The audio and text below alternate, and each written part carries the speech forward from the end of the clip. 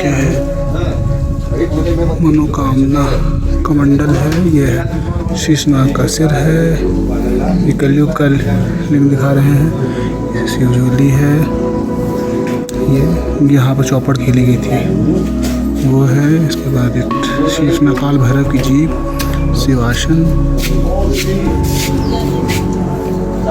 ऐरावत हाथी है, प्रवेश द्वार ये है, परिजात वृक्ष है, शिव जटा, सबसे आकर्षण के शिव जटा ही है, देखिए वाइट वाइट दिख रही है। ये सरयू नदी है। जब हम जाते हैं पाताल भुवनेश्वर की ओर अल्मोड़ा से तो ये रास्ते में पड़ती है। हम आए हैं जागेश्वर धाम वाले रास्ते से, एक और रास्ता भी है। ये वही सरयू है जो श्री राम की अयोध्या में पहुंचती है। चलिए नितिन जी आगे, ये पुल है इसी पर।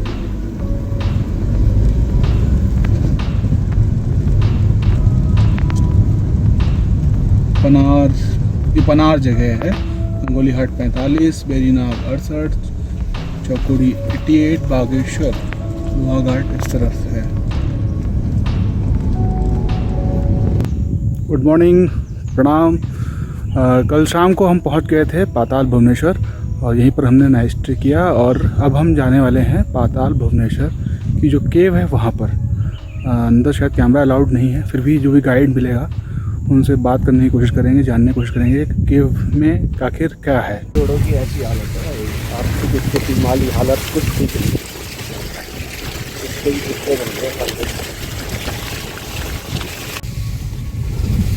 सड़कों की हालत थोड़ी सी नाजुक है, बारिश का मौसम है, इससे और थोड़ी सी गड़बड़ हो जाती हैं और इस समय कुछ काम भी यहाँ चल रहा है।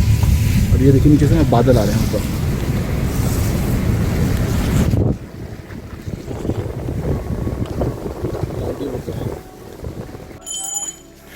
ये सामने है प्रवेश द्वार, छोटे छोटे कुछ लॉज भी हैं, आप देख सकते हैं, लिमिटेड हैं, बहुत ज़्यादा नहीं है। यहीं पास में प्रसाद की दुकानें हैं। ये प्रवेश द्वार है। कुमाऊं रेजिमेंट और 90 फीट गुफा पाताल की है। यहाँ पे गाइड मिल जाता है क्या? हाँ जी सर, भैया से सीढ़ियाँ बैठ के जाना होता है आप लोगों को। 130 मीटर गुफा की लंबाई है। 130 मीटर है। अंदर कैमरा अलाउड है? नहीं, कैमरा अलाउड नहीं सर। अंदर है क्या? अंदर चारों धामों की यात्रा है। और हमारे हिंदू धर्म में 33 कोटि देवी देवता है, वो सारे गुफा के अंदर विराजमान है। हाँ जी सर, गुफा के अंदर कैमरा तो अलाउड नहीं है, उसके लिए देहरादून से परमिशन लानी पड़ती है। अच्छा अच्छा। ये कुमाऊं रेजिमेंट का क्या है ये? सर ये समीर द्वार बना रखे हैं, मेजर समीर कटवाल साहब थे। ये किस कुमाऊं में थे हमारे, ये आसाम में शहीद हो गए थे। अच्छा। ये हिमाचल के रहने वाले हैं। इनकी 25 वर्ष की उम्र में ये शहीद हो गए। अच्छा अच्छा, उनके जी सर, उन्हीं के नाम से द्वार है। हाँ जी।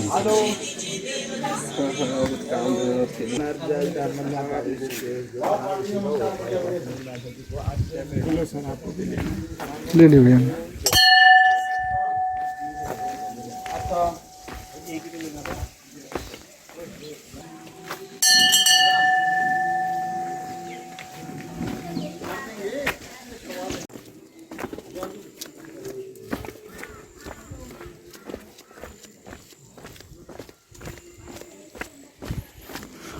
कुछ सीढ़ियाँ हैं, यहाँ पे 2 रास्ते हैं।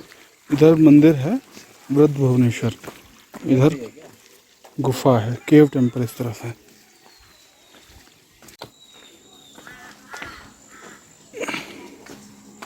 यहाँ पे जानकारी दी गई है गुफा के बारे में।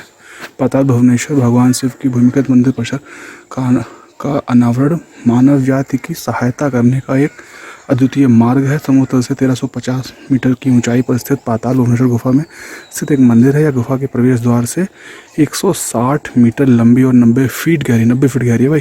पौराणिक धर्म यह मंदिर मुख्य रूप से भगवान शिव को समर्पित है। यह भी माना जाता है कि इस मंदिर में 33 कोटि, मतलब यहाँ पे इन्होंने करोड़ लिखा है, 33 कोटि देवी देवताओं का वास है। इस गुफा की ओर जाती हुई पतली सुरंग में अनेक चट्टानों व संरचना एवं नक्काशीदार विभिन्न भगवानों की जटिल छवियां देख सकता है। यहाँ से राजरंभा, पंचाचूरी, नंदा देवी, नंदा खट चोटियों की भव्य देख, ये शायद सामने है, ही मिलते होंगे, मतलब ये जो हिमालय रेंजेस उन्होंने बताई हैं। लेकिन इस समय व्यू पॉसिबल नहीं क्योंकि पूरा क्लाउडी है। मानसून में व्यू काफ़ी मुश्किल ही है मिलना। ये रास्ता जाता है आगे। जो कोटि करोड़ वाला मसला एक ज़रूर दिखता है यहाँ पर। कई बार ये कहा जाता है कि कोटि और करोड़ में अंतर है, करोड़ कोटि नहीं है। तो एक विषय अलग ही रिसर्च और चर्चा का है। मानसून में आने का फ़ायदा है मौसम बहुत प्यारा हो जाता है, और दूसरा कोई भीड़ भाड़ भी होती नहीं है। मगर ये जो दिख रही है ना भाई, इसे बोलते हैं कंडाली, यानी कि बिच्छू घास। मैंने स्वाद चखा है अल्मोड़ा से आते टाइम, पाँव में लगी थी। शाम तक महसूस होता रहा यार जैसे किसी ने डंकी मार दिया हो। कंडाली का बहुत ध्यान देना भाई, जब भी पहाड़ों में आना, गढ़वाल कुमाऊँ कहीं भी आना, हर जगह मौजूद है। और मज़े की बात है, पहाड़ी लोग इस कंडाली की सब्जी बनाकर खा जाते हैं। ये तो नहीं आता OMG वाला ही मामला है। हमारे से लोग डर रहे हैं और वो इसको तोड़कर सब्जी बनाकर खा जाते हैं। ये है यहाँ का प्रवेश द्वार, मंदिर कमेटी पाताल भुवनेश्वर। नितिन जी आगे खड़े हुए हैं, ये देखिए लगा है, और गवर्नमेंट ऑफ इंडिया का ये बोर्ड है। आर्कियोलॉजिकल सर्वे ऑफ इंडिया ही इसका जिक्र कर रही है। यहाँ से हम करते हैं प्रवेश। देखते हैं कहाँ तक अलाउड है फोटोग्राफी वीडियोग्राफी। जहाँ पर नहीं अलाउड है वहाँ पर कैमरा जाएगा जेब के अंदर, यानी कि फ़ोन। कोशिश करेंगे गाइड मिल जाए कोई जो हमें ठीक से समझा सके। बहुत खूबसूरत पैच है, इस समय तो बहुत हरियाली है पूरे पैच में। यहीं पर आपको कैमरा फ़ोन जो भी है जमा करना है, यहीं से टोकन मिल जाएगा आपको। पाताल भुवनेश्वर गुफा के दर्शन मैंने कर लिए हैं। अंदर फोटोग्राफी अलाउड नहीं है। तो गुफा में क्या कुछ है इसको बताने के लिए नीलम सिंह जी हमारे साथ हैं, जो यहाँ के प्रबंधन समिति के सदस्य भी हैं। जिनसे ही पूछ लेते हैं कि अंदर क्या है। सर गुफा के अंदर है क्या यहाँ पर? ये तो जो है भगवान शंकर जी का भूमिगत मंदिर है। इसका पुराणों में जिक्र आता है, स्कंद पुराण के मानसखंड में इस जगह का वर्णन है। ऋषियों की तपस्थली ये मानी गई है। यहाँ से ज़मीन से जो है 82 सीढ़ी नीचे है ये, 90 फीट गहराई इस गुफा की, 130 मीटर लंबी है ये, जिसमें सर्वप्रथम शेषनाग जी के दर्शन किए जाते हैं। ऊपर से सारी पृथ्वी उनके ऊपर धारण किए हुए। शेषनाग जी ने मुंह खोला अपना, वहाँ से प्रवेश होता है। हवन कुंड है, तक्षक वासुकी नाग है। उससे आगे जाने के बाद शेषनाग की रीढ़ की हड्डियाँ हैं। उससे फिर चंद आगे बढ़ने के बाद जो है आदि गणेश हैं। बताया गया कि गणेश जी का सिर इसी पाताल के अंदर ट्रांसप्लांट हुआ था। ऐसा जिक्र आता है पुराणों में जिक्र है। तो उसके ऊपर से सहस्त्रदल कमल का फूल है, जिससे उनको जीवित रखा गया जब तक कि हाथी का सिर उसमें नहीं जुड़ा। जिक्र आता है। हमारे जो 4 धाम हैं, शास्त्रों के अनुसार उन 4 धामों के दर्शन इस पाताल के अंदर आज भी विद्यमान है। केदारनाथ जी का शिवलिंग है, बगल में बद्री पंचायत है, अमरनाथ है, जगन्नाथपुरी का मार्ग है। अंदर ही अंदर इस गुफा का लिंक जो है कैलाश तक बताया, ये मान्यता ऐसी है। जी। लेकिन कलयुग में आम व्यक्ति उन गुफाओं में नहीं जा सकता। उससे कुछ आगे बढ़ने के बाद काल भैरव की जीवा है, जिन्होंने अपना मुंह खोला है, जीव लटकाई है। कहते हैं कि जो उनके मुंह से पूंछ तक निकल जाएगा उसका दोबारा जन्म नहीं होगा। अच्छा, पुनर्जन्म नहीं होगा। जी हाँ, मोक्ष की प्राप्ति हो जाएगी। लेकिन आगे का रास्ता जो है अत्यंत तंग है, उसमें आदमी जा नहीं सकता है। इस समय बंद भी किया होगा। हाँ जी हाँ। अच्छा। और बगल में जो है भगवान शंकर जी की झोली है, आसन है भगवान शंकर जी का। माँ पाताल की देवी है। उससे आगे जाने के बाद 4 दरवाजे हैं जो अपनी अपनी कलाओं से युक्त हैं। प्रथम पाप द्वार है, उसका वर्णन है कि त्रेता युग के तत्पश्चात दरवाज़ा बंद हुआ। दूसरा दरवाज़ा धर्म का, जो कलयुग के लिए खुला है, हर कोई आदमी वहाँ से प्रवेश करता है। तीसरा रण द्वार, जो महाभारत की युद्ध के तत्पश्चात बंद हुआ। चौथा मोक्ष का दरवाज़ा है, जहाँ से हम पूरे पाताल का आगे आनंद लेते हैं। उससे आगे जाने के बाद विशाल मैदान है। उस मैदान के बीच में जो है कल्प वृक्ष है। और उसके बगल में जो है कदलीवन की गुफा है। उसमें बताया गया कि हनुमान जी का रहने का स्थान था। अच्छा। और ऋषियों ने हजारों वर्षों तक उन कंदराओं में बैठ के तपस्या की। तो वो कंदराएं जो है अंदर बनी है। मार्कंडेश्वर ऋषि, भृगु ऋषि, कपिल ऋषि, सारे ऋषियों ने इस जगह को सिद्ध किया है भुवनेश्वर को। उससे नीचे जाने के बाद जो है दूध की धारा है, और ज़मीन में जो है ब्रह्मा जी का सिर है। उसका पुराण में जिक्र है कि उस स्थान पर जो है हम लोग अपने पितरों का जो है पिंडदान दे सकते हैं। अच्छा अच्छा। उससे नीचे जाने के बाद सप्त जल कुंड हैं, वो अपनी अपनी कलाओं से युक्त हैं। उसका पुराण में वर्णन है कि उस जल को जो है उसमें से देवता अमृत ग्रहण करते थे, वो अमृत कुंड थे। जी जी।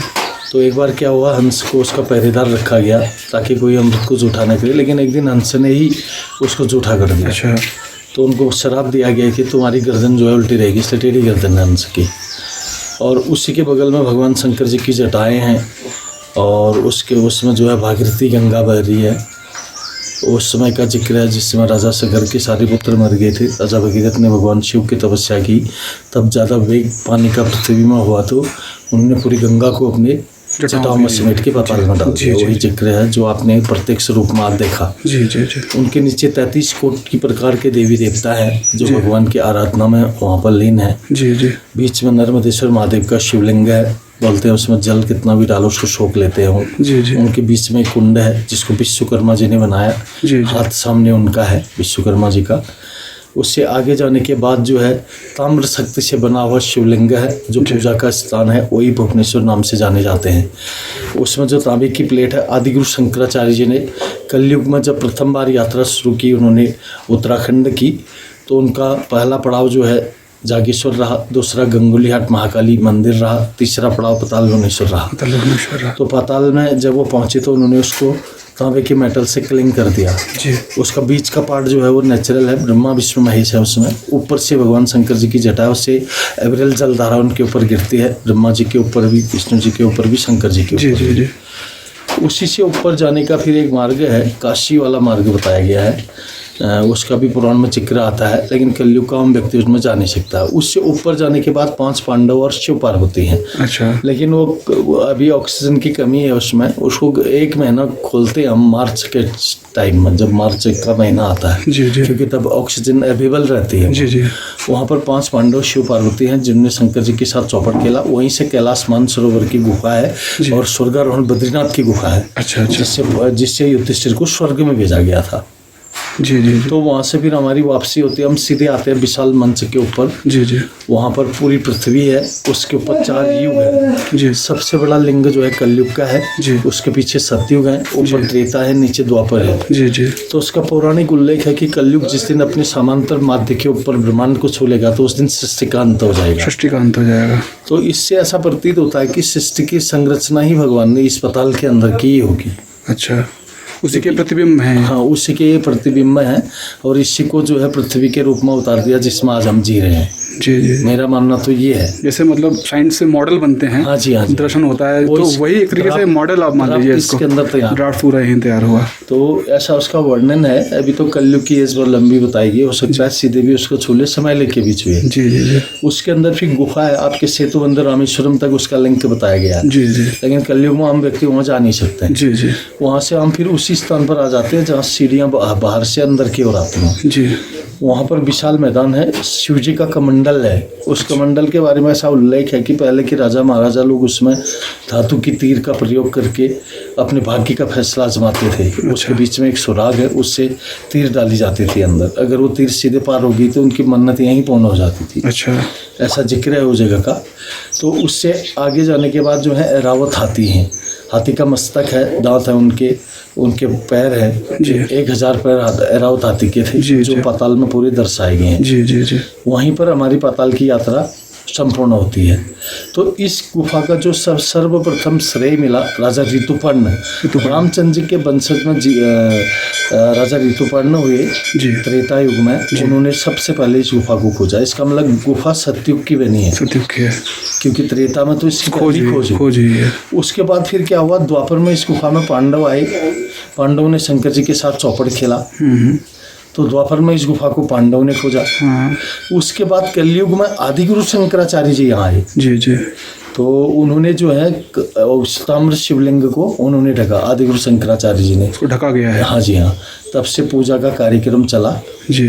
नहीं, अभी वो हमें गाइड जो हमारे साथ थे उन्होंने बताया था कि जैसे इससे पहले वो शिवलिंग का अगर कोई दर्शन से करता था तो नेत्रहीन हो जाने की ऐसी स्थिति हो जाती थी, क्योंकि वो ज्योतिमय थे ना, ज्योतिमय थे, वो 7वें तल से स्वयंभू है, स्वयंभू जो 7वें शिवलिंग तल से, है, जी जी, वो 7वें तल से स्वयंभू है, तो उससे प्रकाश दिव्य ज्योति निकलती थी। अच्छा, अगर आदमी उसको देखेगा तो वहाँ कहीं चले जाएंगे उससे सामने टिक नहीं सकता ना आदमी, इसलिए उन्होंने किलिंग कर दिया उस मेटल से। अच्छा, मेटल से उसको, तो वहाँ पर आदमी जो है पूजन कर सकता है, क्योंकि पूजा का बड़ा बड़ा दिव्य स्थान है वो। जी जी जी, तो वहाँ से फिर हम सीधे बाहर आते हैं। फिर जो है इसको क्या हुआ, आपके चंद राजाओं ने कुछ व्यवस्थाएं चलाई। अच्छा अच्छा, आदिगुरु शंकराचार्य जी के बाद उन्होंने इसको काफी लंबे समय चलाया, चंद और कत्यूरी राजाओं ने, जी जी, जिनकी चंपा पिंडार पार जी जी, राजधानियां बताई गई है। जी जी। उसके बाद फिर उन्होंने भंडारी परिवार से यहाँ रखे, और भी परिवार, आप कहीं काशी से हैं? हाँ जी, परिवार, अच्छा, और भी जो परिवार है इससे जोड़े गए, जैसे रावल है, देवपा है, जी जी, आपके गुरु हैं, जी जी, और इन जातियों को भी जोड़ा गया, जी, जिनको उनका जिम्मा दिया गया है। पूजा का ऐसा इस जगह का वर्णन है। आपने सुना पूरा वर्णन कि क्या कुछ है इस पाताल भुवनेश्वर की गुफा में। मोटा मोटा देखा जाए तो पूरी जो सृष्टि की संरचना है उसी का पूरा लेखा जोखा अंदर मिल जाता है, और सभी धामों के दर्शन भी मिल जाते हैं। तो मेरा तो कहना यही है कि एक बार आपको यहाँ आकर दर्शन जरूर करने चाहिए। बहुत दिव्य है, मतलब अगर आप बहुत लॉजिकल उससे जाएंगे, साइंटिफिक उससे जाएंगे तो कहीं ना कहीं सुई आपकी अटकेगी, लेकिन हिंदू धर्म में सब कुछ साइंटिफिक नहीं है, बहुत कुछ अलौकिक भी है। तो एक बार यहाँ आएँ और दर्शन करें। जय पाताल महाराज की।